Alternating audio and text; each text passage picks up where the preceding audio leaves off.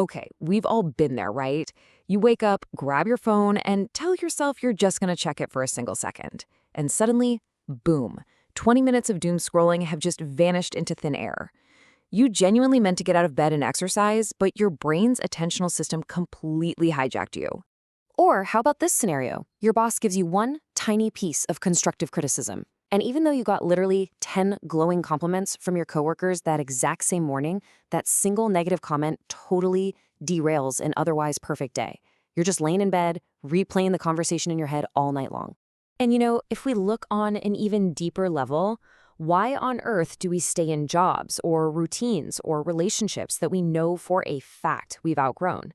It seems completely irrational, doesn't it? Well, actually, scratch that. It's not. It makes perfect biological sense.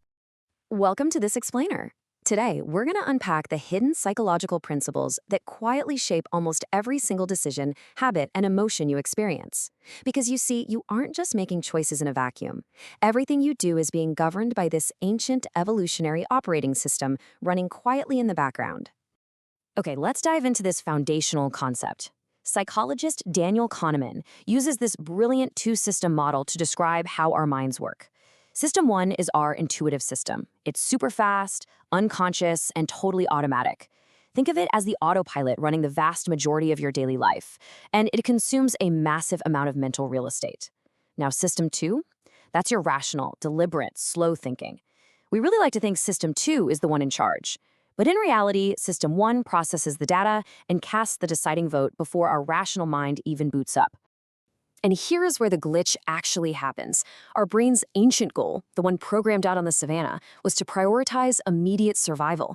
Run from the tiger, eat the high-calorie food right this second. But our modern goals, they require us to sit at a desk and save for a retirement that's like 30 years away. It creates this massive biological mismatch. Essentially, your brain is trying to run modern software on legacy hardware. So to understand how this legacy hardware functions, we need to take a look at the invisible background apps running the show. Let's start with background app 1, the efficiency protocol. So, your brain uses these cognitive shortcuts, which in psychology are known as heuristics. Basically, these are mental shortcuts designed to process an absolute flood of information incredibly fast. They manage our cognitive load by trading perfect accuracy for maximum efficiency. It's super important to realize these aren't flaws or signs of weakness. They're vital energy-saving features. Without them, we'd literally be paralyzed analyzing every tiny decision.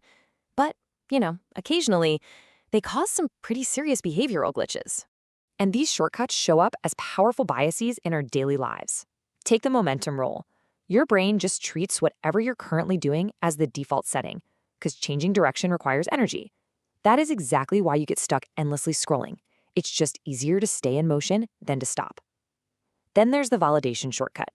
If someone walks into a room radiating confidence, your brain automatically fills in the blanks and assumes, oh, they must be highly competent at everything else too.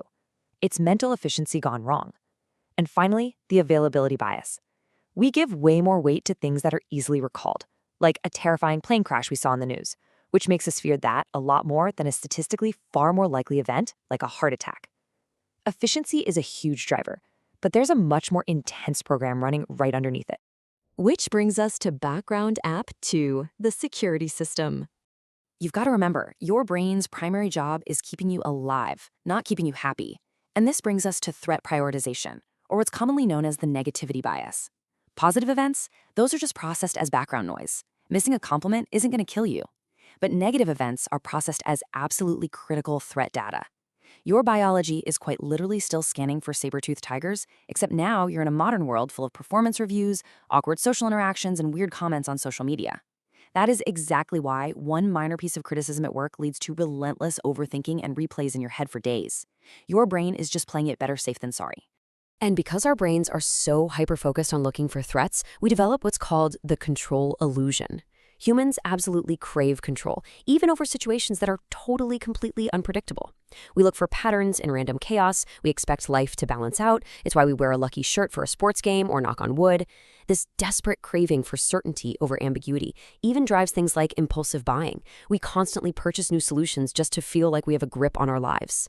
We totally exhaust ourselves trying to manage variables that were never in our hands to begin with. Because the alternative, just accepting randomness, feels way too threatening to our internal security system. Now let's look at background app 3, prediction and social connection. Here's a wild thought.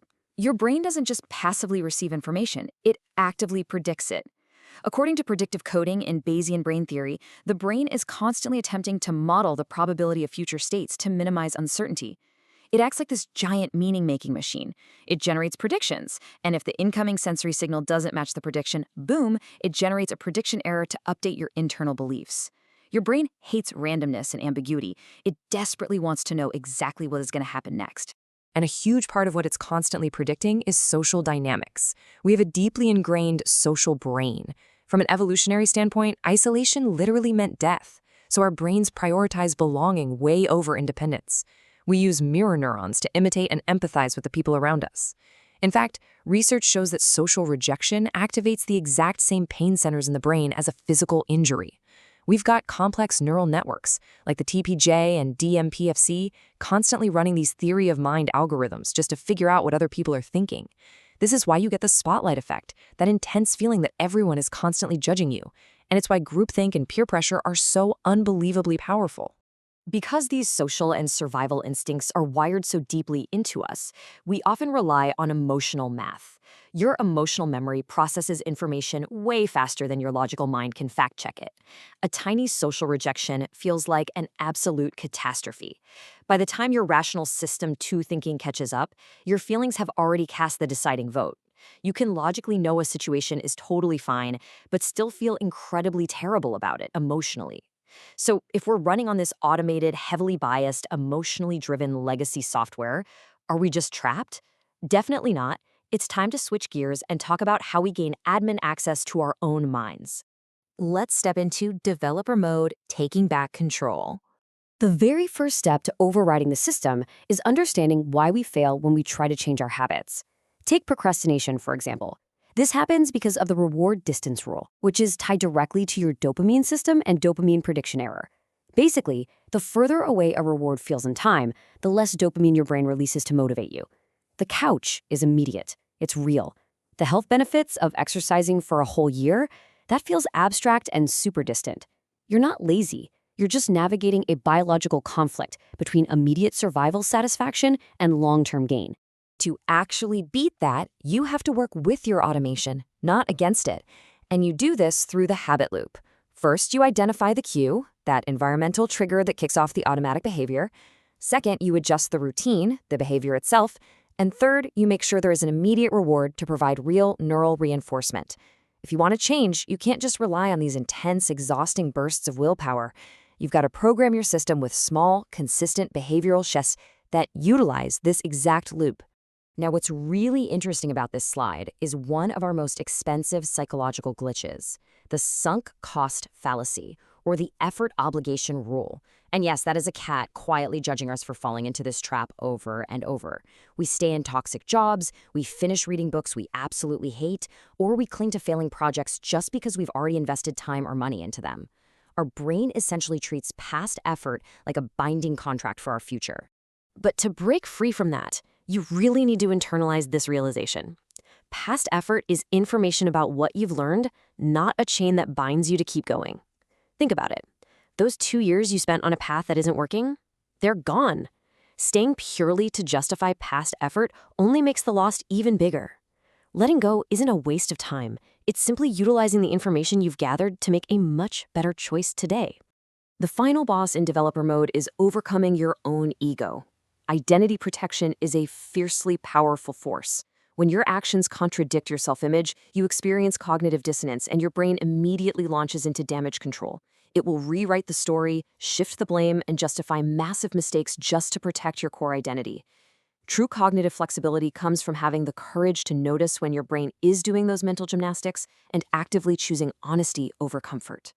Ultimately, understanding all these cognitive shortcuts, the negativity bias, and our social programming doesn't just magically delete them from your brain. You're still human. But awareness, that is your admin access. When you recognize that you're just experiencing a System 1 heuristic, or you feel yourself slipping into your brain's default mode network, you create a tiny, powerful gap between stimulus and response. And in that gap, you can choose to respond intentionally rather than just reacting automatically. We've just taken a massive look under the hood at the legacy code governing human behavior. This game is happening inside your mind constantly, every single day. So the real question is, now that you can clearly see the invisible rules running your system, how will you choose to respond?